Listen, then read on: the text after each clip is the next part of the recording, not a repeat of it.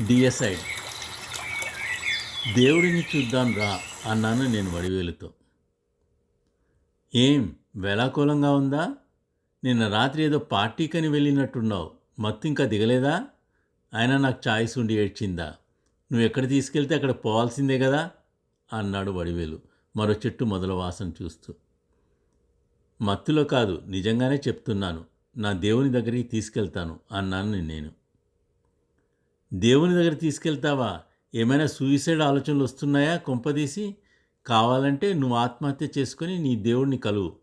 అంతేకాని అదేదో Egypt Pharaoh చక్రవర్తుల్లాగా నన్ను కూడా చంపి నీ వెంట తీసుకొని పోకు అన్నాడు వడివేలు. చచ్చి బతికాను, నీకు తెలుసు కదా. చావు ఎందుకు కోరుకుంటాను? నిజంగానే నా దేవుడిని నువ్వు కూడా చూడవచ్చు. నా దేవుడు సజీవి. నీతో మాట్లాడగలుగుతాడో లేదో తెలియదు, కానీ నాతో మాత్రం చక్కగా మాట్లాడతాడు అన్నాను నేను. నా మాటల ప్రభావం వడివేలు మీద ఎంత ఉందో తెలీదు. వాడు వాసనలు చూడడం ఆపి తన కార్యక్రమం ముగించేసుకున్నాడు. వెంటనే పూప్ బ్యాగ్ క్లీన్ చేసి ఆ బ్యాగ్ అక్కడే చెట్టుకు దగ్గర ఉన్న డిస్పోజల్ ట్రాష్లో వేశాను. దేవుడు బ్రతుకున్న దేవుడే, నమ్మకం కలగడం లేదు అన్నాడు వడివేలు.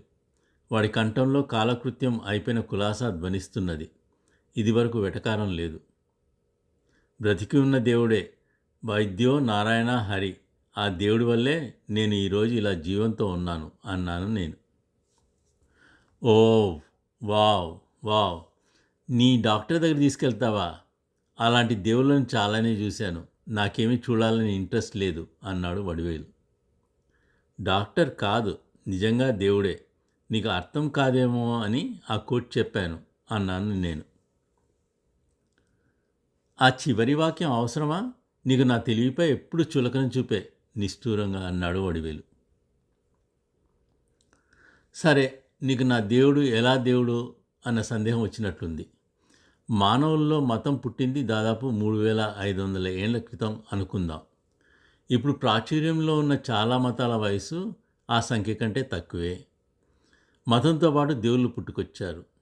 అలా అనుకుంటే నా దేవుని వయసు 3500 ఏళ్ల పైచిలికే ఉంటుంది.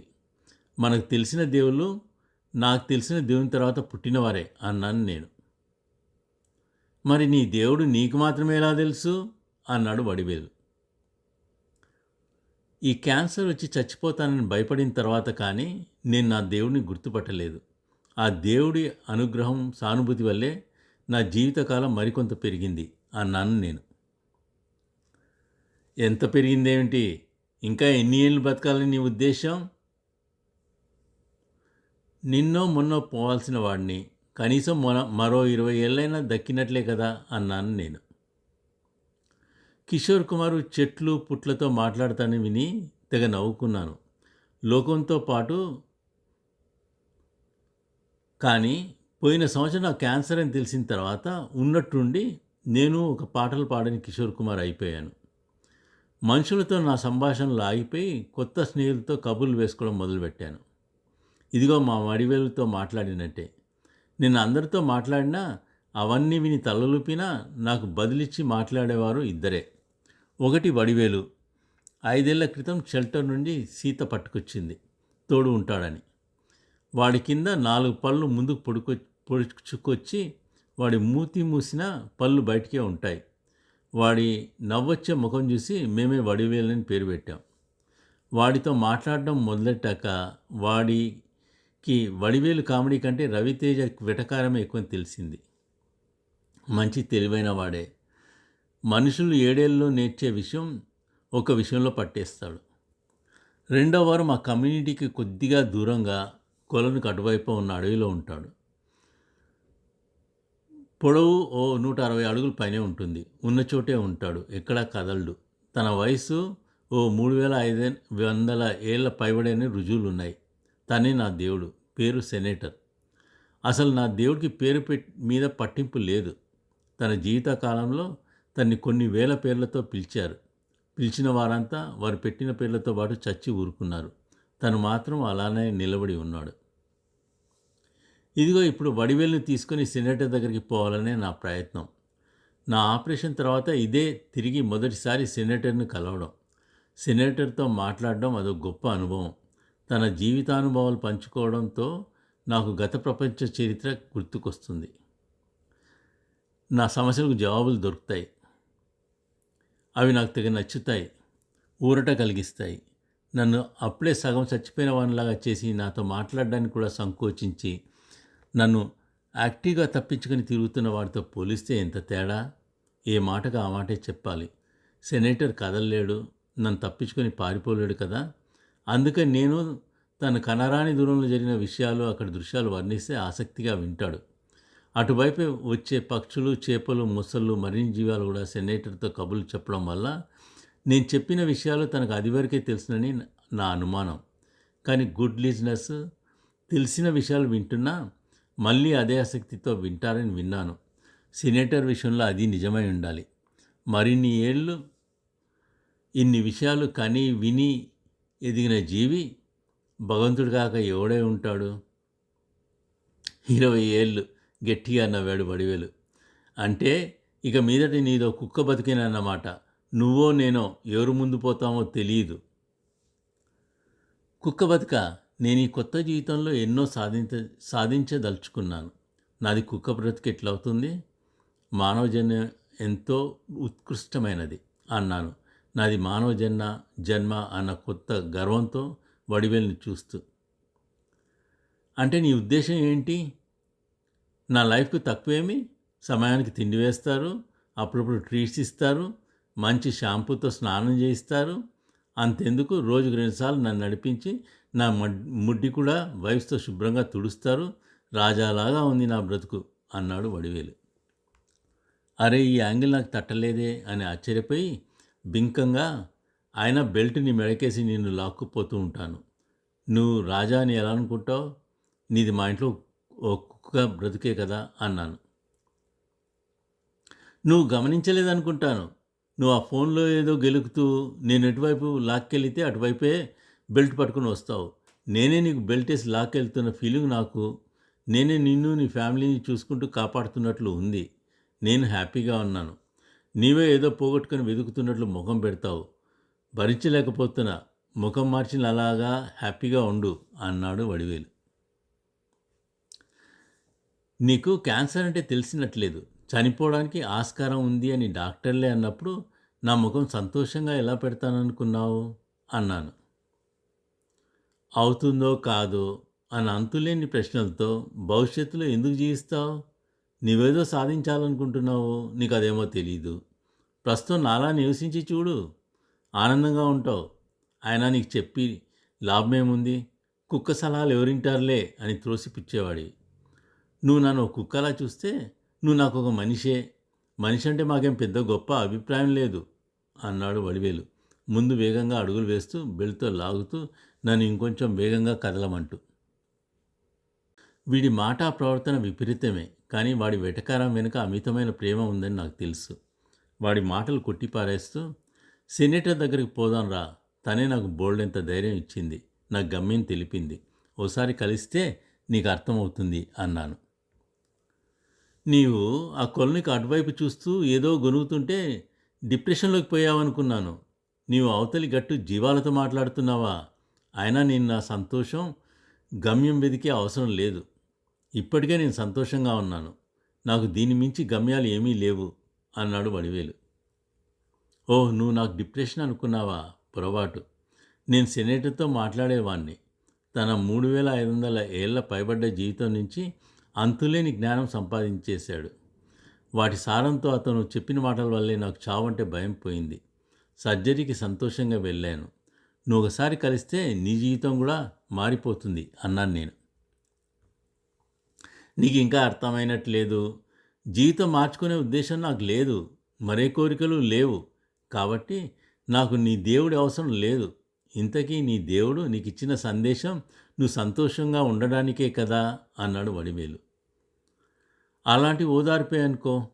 కాదంటే తనతో ఉన్నప్పుడు నేనే ప్రపంచమే నేనన్న ఒక గొప్ప అనుభూతి కలిగేది. అన్నట్టు తను నేనేదో సాధించాలంటే నీళ్ళ వెటకారంతో మాట్లాడేవాడు కాదు అన్నాను నేను. నేను వెటకారం చేస్తాను ఒకటే బాధపడిపోతావు. కానీ ఆ వెటకారం వెనుక ఎంత ఆర్ద్రత ఉందో నీకు తెలిసినట్టు లేదు. అయినా నువ్వు సెనేటర్ ఇలా అన్యోన్యంగా, సంతోషంగా ఉండడం నాకు సంతోషమే అన్నాడు వడివేలు. నువ్వు అనుకున్నంత సఖ్యం లేదులే. రోజు సెనేటర్ దగ్గర వెళ్ళినప్పుడు నాకున్న చిన్న జీవితకాలం గుర్తుకొచ్చి వాపోయేవాణ్ణి. ఆ సమయంలో నాకు సెనేటర్కి ఉన్న వేల ఏళ్ల జీవితం పైన అసూయ తరచూ బయటపడేది అన్నాను నేను. మరి సెనేటర్ రియాక్షన్ ఏమిటి అన్నాడు వడివేలు ఫైర్ హ్యాడ్రెంట్ మొదలు వాసన చూసి పాస్ పోస్తూ. సెనేటర్కు పరిమితమైన జీవితకాలాలున్న మానవులు, జంతువులు, పక్షులు, చెట్లు, చేమలు బాగా పరిచితమే. చీమల చావులు పుట్టుకలు మనం పట్టించుకోనట్టే సెనేటర్ కూడా ఎవరి చావు పుట్టుకల గురించి పట్టించుకోడు. నేనే చొరవ తీసుకొని పలకరించబోతే తను నన్ను పట్టించుకునేవాడు కాదు. నా బాధ సెనేటర్తో చెప్పుకోవాలనిపించింది. నేను చేయాల్సిన పనులు చాలా ఉన్నాయి. నేను మరో 20 ఏళ్ళు బ్రతకాలనుకుంటున్నాను. ఇలా అవాంతరం వచ్చింది అని బాధపడ్డాను. ఓపికగా నాతో మాట్లాడి నాకు ఊరట కలిగించాడు అన్నాను నేను.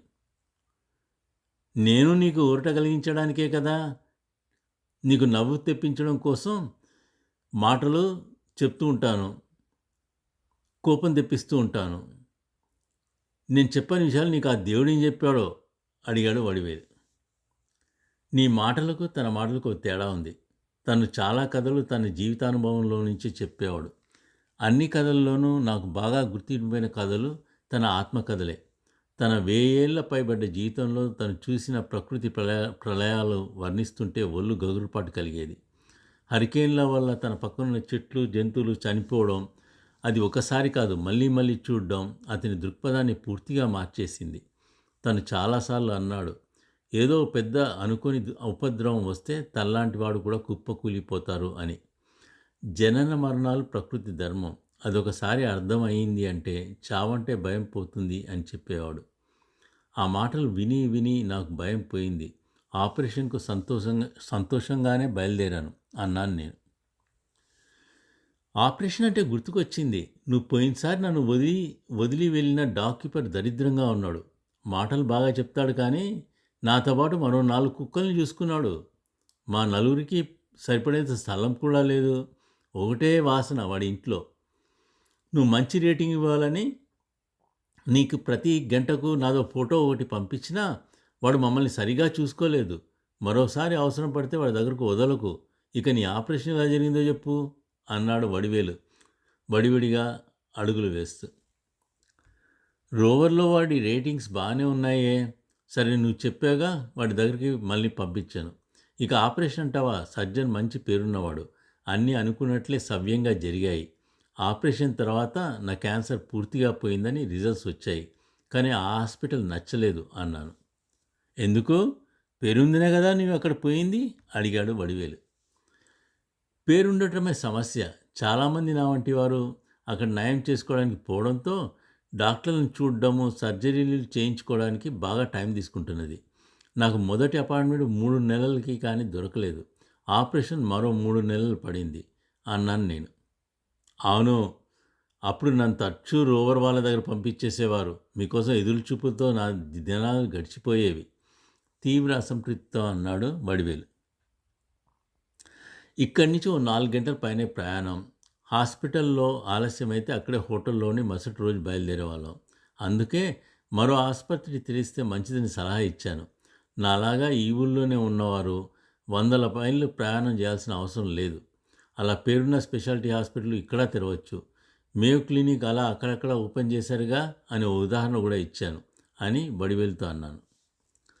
అలా చెప్తుండగా ఎదురుగా మా పొరుగువారు వాళ్ళ కుక్కతో వచ్చారు. వడివేలుని చూసి వాడు మరగడం, వడివేలు వాడిని చూసి మరగడం రచ్చరచ్చ అయింది. ఏంటి అరుపులు అన్నాను విసుగుతో వడివేలును దూరంగా తీసుకెళ్తూ. నీ కంఠంలోని విసుగు అస్సలు నాకు పడదు. ఏదో పొరుగువాడితో మాట్లాడుతున్నాను కదా, సరిగా మాట్లాడనివ్వవు కూడా అంటూ వడివేలు గొనవడం విన్నాను. వడివేలు ఉన్నట్టుండి ముభావంగా అయిపోయాడు. అదిగో ఆ మలుపు తిరిగితే కొలను అటువైపు గట్టు మీద నా సన్నిహితుడు, దేవుడు, సెనేటర్. చెప్పాల్సిన కబుర్లు చాలా ఉన్నాయి. వేగంగా మలుపు వైపు అడుగులు వేశాను. వడివేలు ఎందుకనో నా వెనుకబడ్డాడు. కోపం వచ్చిందనుకుంటా. నేనే వాడిని నాతో పాటు వేగంగా నడవమని బెల్ట్‌తో లాగాల్సి వస్తున్నది. మలుపు తిరిగిన వెంటనే మతి కోల్పోయాను. మెదడు మొద్దుబారిపోయింది. వడివేలు అంటున్న మాటలు కలలోలా లీలగా వినిపిస్తున్నాయి. ఇందాక మన పొరుగు వాళ్ళ కుక్క చెప్తూనే ఉంది. నీ దేవుడన్న ఆవలి గట్టినంత గత వారమే చదును చేసేశారట. ఏదో కొత్త హాస్పిటల్ కడతారట. డిఎసైడ్ అంటే దేవుడి హత్య. సెనేటర్ ఒక చెట్టు. లాంగ్ పార్క్, ఫ్లారిడాలో ఉన్న 3500 ఏళ్ల పై వయసున్న బాల్డ్ సైప్రస్ చెట్టు. 2012లో ఓ మెత్ అడిక్టు తన మందు కోసం అంటించిన నిప్పు అదుపు తప్పడంతో కాలిపై శిథిలంగా మిగిలిన దేవుడు.